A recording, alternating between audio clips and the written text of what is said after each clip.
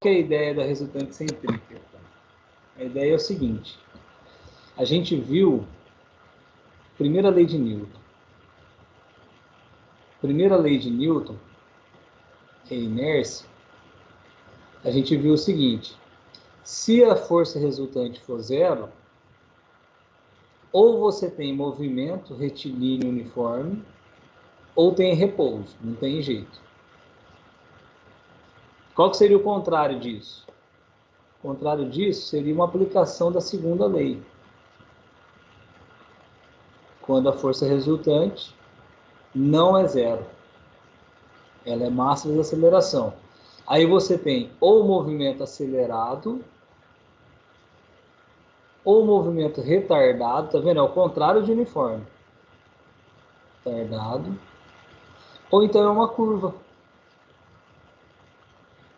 Ou seja, a gente, tá vendo? Contrário de retilíneo. Quando você sai do repouso e vai para o movimento, é acelerado. Quando você sai do movimento e vai para o repouso, é retardado. E a outra opção seria a curva. Ou seja, a curva, que é o que a gente vai estudar hoje, a curva é um movimento acelerado. Certo? Para fazer curva, eu preciso mexer num acelerador que se chama volante. Esse volante se chama resultante centrípeta. A gente viu lá atrás também que a aceleração resultante, ela pode ser do tipo tangencial e ela pode ser do tipo centrípeta. Então, se eu pegar essa aceleração centrípeta e colocar ela aqui, ó, você vai ter uma força resultante centrípeta. Então é isso que a gente vai fazer. Resultante centrípeta, então, força resultante, massa vezes aceleração centrípeta. Força resultante, massa vezes aceleração. A aceleração centrípeta é v² sobre r. Então essa é a nossa equação de resultante centrípeta. mv² sobre r. O m é massa, velocidade ao quadrado sobre o raio. A ideia aqui seria o seguinte: qual que é a dificuldade que eu tenho para segurar um carro na curva? Por quê? Porque por inércia, o carro ele tende a andar em linha reta, ele tende a sair pela tangente. Para fazer curva, que é um movimento forçado, para fazer curva que eu tenho que fazer força. Quanto? Vai depender da massa do carro, da velocidade do carro e se é uma curva fechada ou aberta. Essa que seria a ideia da resultante centrípeta. A tradução desse nome, resultante centrípeta. Resultante que aponta para o centro. Então, a resultante centrípeta, ela não é uma força, ela é uma resultante de forças. Por exemplo, esse aqui tem nos exercícios lá para você fazer. O que você vai fazer? Primeira coisa, você vai desenhar as forças, diagrama de corpo livre. Então, esse carrinho aqui, você tem peso em todos os pontos aqui. Não muda, né? O peso do carro não muda. Peso, beleza. Aí, nessa primeira posição, como ele está em cima do chão, tem a força normal. Vamos chamar de normal A. Nessa segunda posição, eu tenho uma normal, que eu vou chamar de normal B. Também está passando em cima do chão, tá vendo? E nessa terceira posição, normal C. Está em cima do chão, tem normal. Ele vai ter atrito aqui também, vai ter resistência do ar, mas não me interessa, porque está numa direção que tem a ver com a tangencial. Eu quero estudar aqui o que tem a ver com a centrípeta. A ideia aqui é o seguinte: esse primeiro caso se aplica a primeira lei, inércia. Por quê? Porque é movimento retilíneo. Se é retilíneo, o resultante é zero. Ou seja, corta. A normal corta com o peso. Segundo caso é uma curva vertical, é uma valeta, mas é uma curva. O que você vai olhar? Você vai olhar para o centro da curva. Quem apontar para o centro tem que ser maior. Por quê? Resultante centrípeta. Resultante que aponta para o centro. Então, a minha resultante centrípeta vai ser normal B, que aponta para o centro, menos o peso que está contra. Tá vendo? Então, a resultante é quem aponta menos quem está contra.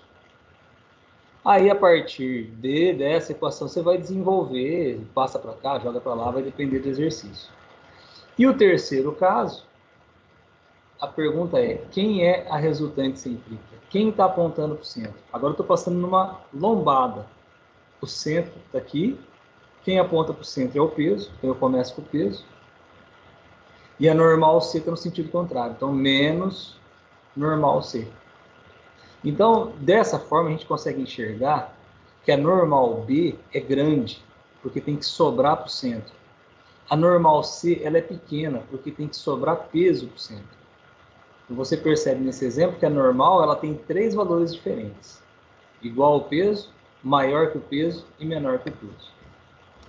Pronto, essa que é a lógica do negócio. Em cada caso, se você observar que é uma curva, você vai analisar quem aponta para o centro. Esse aqui já é um exemplo um pouquinho mais complicado, é um pêndulo cônico.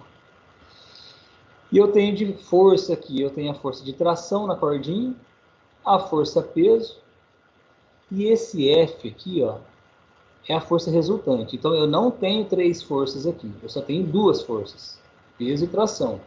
O vermelhinho é a resultante centrípeta. É a resultante dessas forças, resultante centrípeta aqui. Então tem aquela ponta para o centro, ó, ao centro. E o pêndulo ele gira aqui.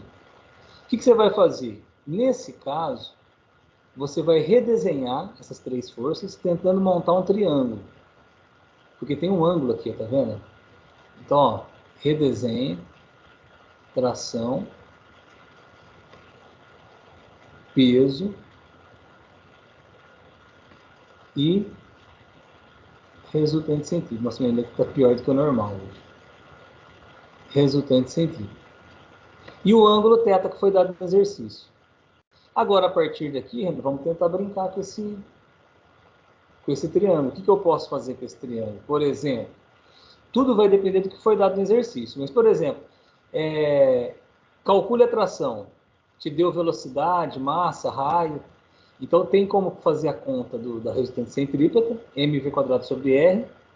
E como é que eu vou relacionar agora com a tração? A tração é a hipotenusa. E a resultante centrípeta é o cateto oposto. Então, eu vou fazer seno. Seno é cateto oposto sobre hipotenusa. É isso, né? Ah, se eu tivesse que relacionar com um peso, cosseno. Cosseno é cateto adjacente, que é o peso, sobre a hipotenusa, que é a tração. Certo? E tangente, tem gente que toma coca. Tangente é cateto oposto, que é resultante centrípeta, sobre cateto adjacente, que é o peso. Certo? Então vai depender do que foi dado no exercício. Aí a partir daqui você vai desenvolver. Troca o peso por mg, troca a resultante centrípeta por mv² sobre r e assim vai. Então a ideia é essa, a ideia é observou que é uma curva, quem aponta para o centro. Bom, nesse aqui, ó, em cada caso você vai ter, então é um globo da morte, né? Ó, e aqui você percebe o seguinte, resultante centrípeta aqui embaixo. Quem aponta para o centro? Força normal, menos o peso que está contra. Nessa região aqui, resultante centrípeta, quem aponta para o centro? A força normal, só. O peso não está nem a favor nem contra. Nesse terceiro caso, aqui em cima, quem é resultante centrípeta? Os dois estão apontando para o centro, o peso e a normal. Então, peso mais normal aponta para o centro. Nesse caso aqui, normalmente, nesse tipo de exercício, ele pede para você calcular qual é a velocidade mínima para essa moto conseguir executar o loop. E aí você vai ter que pensar o seguinte, que a velocidade mínima é aquela que ele passa aqui em cima, quase caindo, quase que perdendo contato com o teto. Ou seja, você vai trocar força normal por zero. E aí eu vou desenvolver que vai ficar mv² sobre r igual, no lugar do peso, mg. Corta, corta. V igual a raiz de RG. Passei o R multiplicando, tirei a raiz. V igual a raiz de RG. Essa é a velocidade mínima para a moto conseguir executar o loop. Aqui no ponto mais alto, lógico. E se passou aqui, o resto ele passa. E assim vai, gente. Assim vai. Cada caso, se for uma curva, resultante centrípeta. E a resultante centrípeta é quem aponta para o centro. Esse exercício ele é um pouquinho mais complexo e interessante, que você vai ter as seguintes forças. Você tem o peso, isso aqui é um rotor, e existe um valor de velocidade que ele gira e a pessoa não cai mesmo se não tivesse o chão. Então você tem aqui o peso para baixo, você tem a força de atrito, certo? Porque se não tem chão, a tendência dele é escorregar. E aí ele vai ralando as costas aqui no tambor. Então essa aqui é a força de atrito, FAT. E essa força que ele chamou de R aqui, é a reação da parede, também chamada de normal. Chama de normal, vai. É a normal da parede. Só que essa normal da parede está apontando para o centro. Então a resultante centrípeta é normal. O que eu faço com peso e FAT? Você iguala as duas. Peso igual a FAT. Ou seja, na vertical eu já não estou estudando. Na vertical eu não estou estudando a resultante centrípeta. Na vertical eu estou estudando o equilíbrio. Está em equilíbrio. Peso corta com FAT. Aí você pode pensar o seguinte, ó. Você lembra que resultante centrípeta é mv² sobre r? Então, quanto maior for a velocidade, eu vou escrever isso, vai,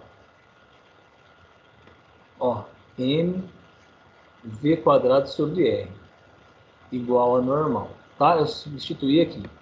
Na equação de baixo, o peso, que é mg, e o FAT, que é mi vezes normal.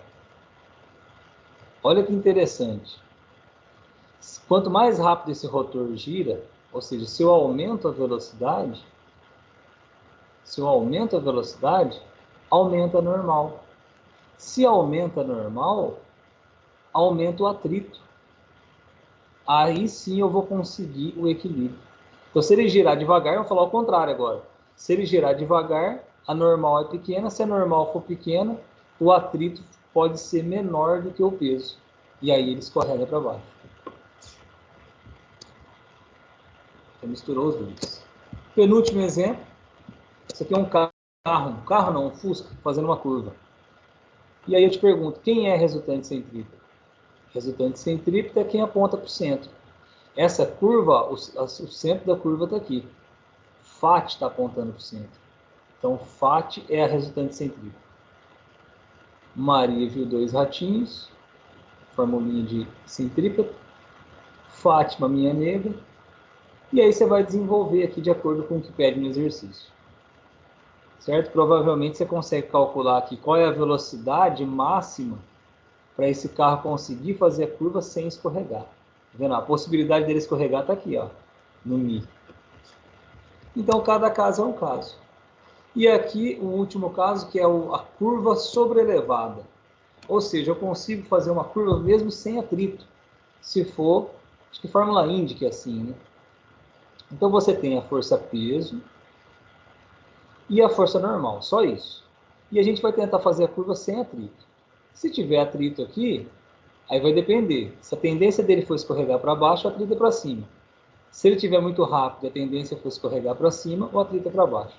Mas aqui a gente vai brincar, por enquanto, sem atrito. Qual que é o limite? Sem atrito. E aqui a gente volta a falar que eu tenho duas forças e não três. Esse FC é a força centrípeta, é a resultante das duas. E eu vou redesenhar, eu vou aproveitar esse ângulo, copiar a força-peso, copiar a força normal. Tá vendo que normal ficou inclinada porque é um plano inclinado, ó. A normal tem 90 graus com a superfície. E aí o que sobrou aqui é a resultante centrífuga. Aqui está o ângulo. E agora volta aquele mesmo exercício que a gente tinha feito lá em cima do pêndulo, que é você analisar seno, cosseno ou tangente. O seno é cateto oposto sobre hipotenusa. A hipotenusa aqui é normal. O cosseno é o cateto adjacente sobre hipotenusa. A hipotenusa aqui é normal. E a tangente é cateto oposto sobre cateto adjacente, que é o piso. Ok? Então o segredo é esse. É desenhar as forças e depois analisar quem aponta para o centro. Quem aponta para o centro é a centrífuga.